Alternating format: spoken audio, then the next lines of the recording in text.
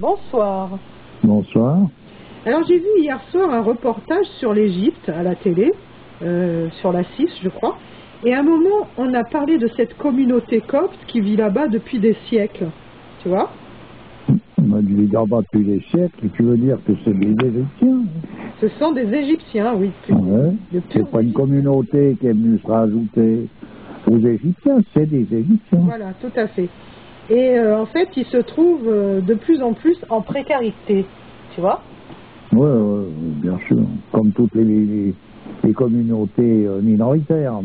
Surtout, bon, la classe la plus basse, c'est-à-dire les chiffonniers, tu vois, qui habitent au centre du Caire, qui en fait sont les éboueurs de la ville. Tu vois, ils survivent grâce à ça, parce qu'ils font du tri, revendent le plastique, enfin, il y a toute une histoire. Ouais, ils font de l'écologie, en fait. Tout à fait. Et donc, il y a Sœur Emmanuel qui a vécu des années avec eux, hein, parce que bon, ils sont très très pauvres. Hein. Et donc, ils avaient quelques troupeaux de porcs. Hein. Ça leur permettait d'arrondir les fins de mois, d'en vendre un de temps en temps, etc. Et ces porcs se nourrissaient donc des déchets de la ville. Ah ben c'est la formule, hein. Tu t'imagines quel est l'animal qui peut absorber tous ce genre de produits, de déchets? C'est bien le porc, hein. Tout ce qui est consommable, lui, il peut le consommer. Et puis, il est constitué avec ce processus alchimique qui est en chaque être vivant. Lui, il est constitué pour pouvoir transformer ça de manière généreuse. Oui, voilà. Comme quoi, tout a une raison d'être hein, dans cette création, tu vois. Ah bon, de toute façon, ça c'est clair. Alors donc, je crois que c'était en avril, mai dernier, donc quand à cette période de la grippe porcine, ils ont décrété de leur embarquer tous leurs porcs pour les tuer. Oui, ils ont trouvé le prétexte. Voilà, et ils ont fait ça vraiment manu militari, tu vois, ils sont... C'est certainement au nom de la religion, quoi, pour bien faire. Sans doute, et donc ils sont venus avec des gros, comment on appelle, des grosses grues, tu sais, ils ont pris ça, mais alors d'une manière, mais je mettrai un lien, mais c'est bestial de la part d'un homme, on va dire. C'est des pelleteuses, puis ils chargent ça comme ils chargent des cailloux. Voilà, ils chargent ça comme ils chargent des cailloux, et puis ils transvasent ça dans un gros container, enfin c'est scandaleux, tout simplement. Ah, mais on se dit, on vit le temps du scandale. Dans tous les coins. Et d'ailleurs, je voudrais je voudrais quand même rappeler que dans le Coran, il est dit, dans la sourate 6, verset 38, « Nulle bête marchant sur terre, nul oiseau volant de ses ailes, qui ne soit comme vous en communauté. » Tu vois ce que ça veut dire? Mais c'est sûr, ça. C'est sûr, il n'y a jamais la mauvaise presse que peut avoir certains animaux dans certains lieux, certaines religions. Où elle est arbitraire, c'est qu'elle a perdu sa signification exacte et ça s'applique uniquement sur les animaux eux-mêmes. Mais en réalité, mettons, le cochon, il est dans certaines religions, il représente entre autres cette impureté.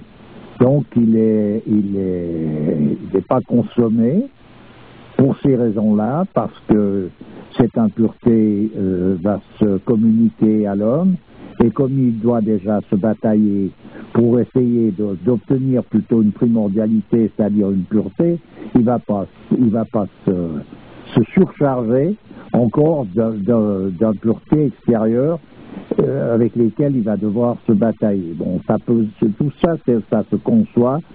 Tout est bien exprimé dans le monde traditionnel, et dans une religion où on n'a pas à consommer des porcs, eh ben on les consomme pas, mais on va pas chercher des misères à ces bestioles ou à ceux qui en mangent parce que c'est là où on est en train de démontrer justement qu'on n'a pas bien compris l'histoire. Ouais.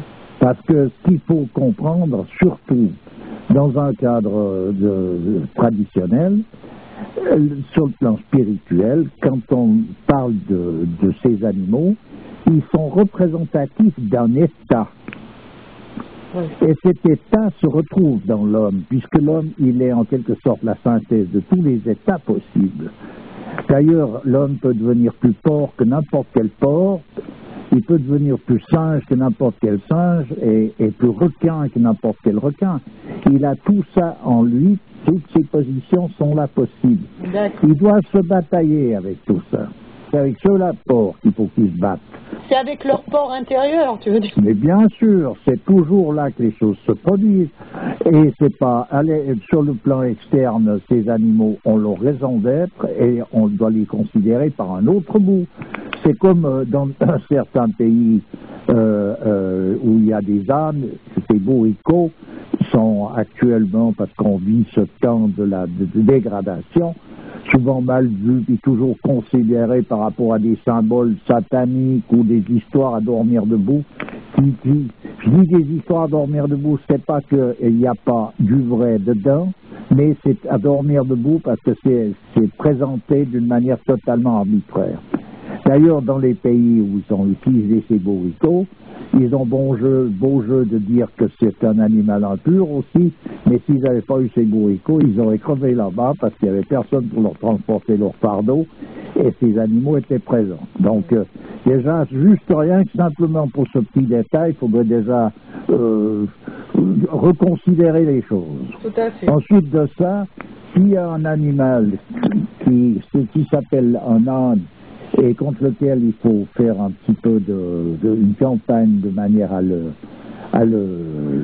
domestiquer, c'est le bourricot qui est de nouveau à l'intérieur de l'homme. Oui. Donc cet animal, il est le symbole de ça. Voilà, il est ce symbole. Mais en tant qu'animal, il est un symbole, mais si l'homme, lui, est d'aplomb, cet animal, tout cet aspect, on pourrait dire, de satanique ou tout cet aspect négatif qu'on peut lui voir se trouve neutralisé parce que l'homme, il a cette disposition permettant de neutraliser. Et un bourricot, s'il est bien traité, qu'il a un maître, il n'y a pas de problème. Oui. Tout va bien aller et sa disposition, elle sera au service de ce maître. D'accord. Tandis que si on le laisse aller sans direction, évidemment, il va faire n'importe quoi et peut-être des choses qui vont pas aller. Et ça, c'est surtout, faut revoir ça toujours à l'intérieur de nous. Parce que c'est effectivement ça, on a toute notre individualité. Si elle n'est pas au service du maître, elle est en train de vagabonder et d'être complètement à côté de la question. Oui, d'accord. Et c'est pas pour rien que l'homme est le maître des animaux, finalement. Bien sûr, mais il doit être le maître des animaux qui sont en lui. À travers l'animal, il est le maître d'un état qui est en lui. Bien sûr, il doit maîtriser tous ces états. D'un état qui est plus ou moins en lui. Il n'est pas plus ou moins, il est en lui. Ouais. C'est ce qui lui permet, vu par un certain bout, de pouvoir justement rendre à l'esclavage n'importe quel autre animal. Les végétaux iront tout à sa disposition. C'est tout simplement parce qu'il a une résonance en lui de tout ça. Alors est-ce que tu penses, tiens, je vais faire un petit raccourci là, rapide, que la maltraitance que l'on voit sur les animaux actuellement, ça renvoie l'homme à ses états intérieurs qui sont à un tel stade de dégénérescence qu'à travers l'animal, c'est comme s'il se purifie à travers ça, quoi. C'est comme une forme d'expiation de ces états internes qu'il juge ou qui sont réellement négatifs. C'est l'animal qui en fait les frais. Est-ce que ça pourrait être ça? Bon, ce qui est réel, c'est que l'homme est dans une telle dégénérescence qu'il est en train de continuer de plus en plus à une vitesse exponentielle à se détruire lui-même. Oui, de toute manière. Voilà ce qu'il fait. La réalité, elle est là. Alors il a l'impression de détruire l'extérieur, quelque chose qui le contrarie, qui est en train de l'empêcher ou je sais pas quoi, par rapport à une idéologie bâtarde, mais en réalité, il est en train de se détruire. Et puis pour donner un peu d'aplomb encore à toute cette destruction, il va mêler la religion, c'est-à-dire il va pas mêler la religion, il sait plus ce que c'est, mais il va mêler le nom, les noms qui vont autour de cette religion, parce qu'ils peuvent parler de religion, ils peuvent donner citer deux, trois paragraphes qui cueillent de gauche et de droite dans des écrits qui sont tout à fait orthodoxes, mais par contre, ils ne savent plus du tout de quoi il s'agit. Non, mais sans vouloir faire de la psychologie de bas étage, ce que je voulais dire, c'est que, tu vois, souvent, le défaut que tu supportes pas chez l'autre, c'est un défaut qu'il y a en toi, tu vois ce que je veux dire? Oui, et puis après, de voir le défaut chez l'autre, ça veut dire que tu es préoccupé par un aspect des choses. Il faut avoir une vue d'ensemble. Alors des défauts, il n'y a pas de perfection sauf la perfection comme telle. Il n'y a pas d'absolu sinon l'absolu comme tel. On est dans un monde où l'ensemble de tout est l'harmonie, mais pris séparément, c'est d'une complexité impossible à réharmoniser au cas par cas. C'est pas possible. Remarque, tu sais, l'homme n'est pas plus rempli de compassion envers des animaux tels que les oiseaux qui sont censés symboliser les états supérieurs de l'homme. Hein. Il n'a plus de compassion à l'égard de lui-même. Ouais. Là, en l'occurrence, on parle de ces animaux, mais ce qu'ils sont en train de détruire là-bas, pour en venir à ce cas-là, c'est cette communauté de personnages qui représentent quand même un gros pourcentage quand même de la population. Ils sont en train de les démolir, de les détruire, comme on détruit les Palestiniens, comme on détruit je sais pas qui ailleurs, partout, les petites communautés, allez, on les zappe. Les Touaregs dans le désert. Voilà, etc.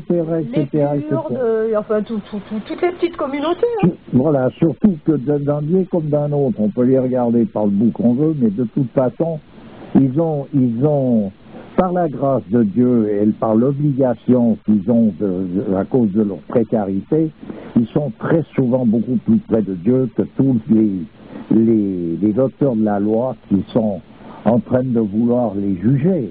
De toute manière, tu vois, cette communauté, ce sont des chrétiens orthodoxes. Tu vois ce que ça veut dire quand même? Oui, tout à fait. Donc ils sont... tu as levé... Hein? Oui, non, vas-y. Vas-y.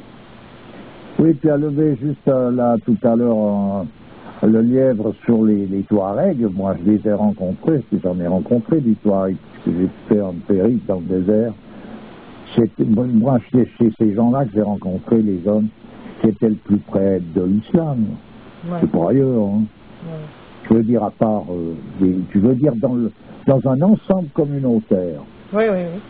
Voilà, je ne veux pas dire pris séparément, parce que il y a des personnages d'élite qui peuvent se retrouver en plein cœur de Paris, de Marseille, du Caire, d'Alger, de n'importe où. C'est pas ça l'histoire.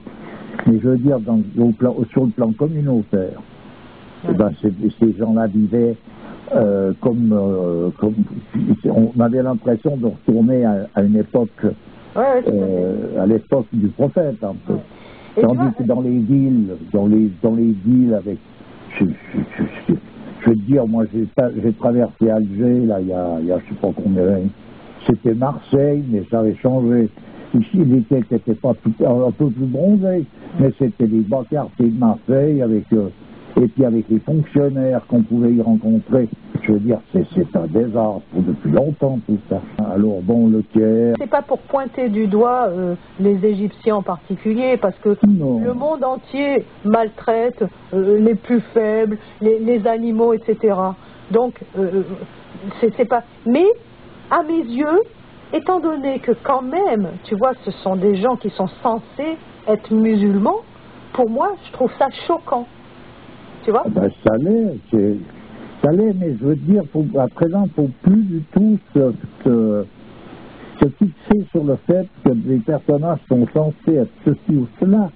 Ce qu'il faut chercher, c'est à savoir ce qu'est l'islam en réalité, et s'en tenir à ces connaissances-là, Mais les personnages qui se réclament de ça, il y a parmi ces gens-là des gens qui sont parfaitement dans la ligne, et puis il y a une multitude, la majorité d'ailleurs, comme dans toute collectivité, qui ne font de piailler autour de ces choses-là, de gesticuler d'une certaine manière, mais qui n'ont plus du tout l'état d'esprit correspondant. Voilà. Alors ça est bondé de partout. Il n'y a qu'à voir le monde chrétien, il n'y a qu'à voir le monde juif, il n'y a qu'à voir c'est terminé. C'est le chaos qui est en train de s'installer d'une manière de plus en plus forte, à une vitesse de plus en plus rapide. On le voit où que ce soit. Et puis c'est toujours un rabâchement où chaque saleté en somme sur Terre, il faut toujours qu'elle se fasse au nom d'une religion. Ah ouais. C'est pour discréditer la religion comme telle. Voilà la seule raison pour laquelle ça peut être fait. Ça ne peut pas être fait pour autre chose. Donc ceux qui font des attentats ou qui font des massacres, des génocides au nom d'une religion, c'est que c'est des personnages qui n'ont rien à voir avec la religion en question.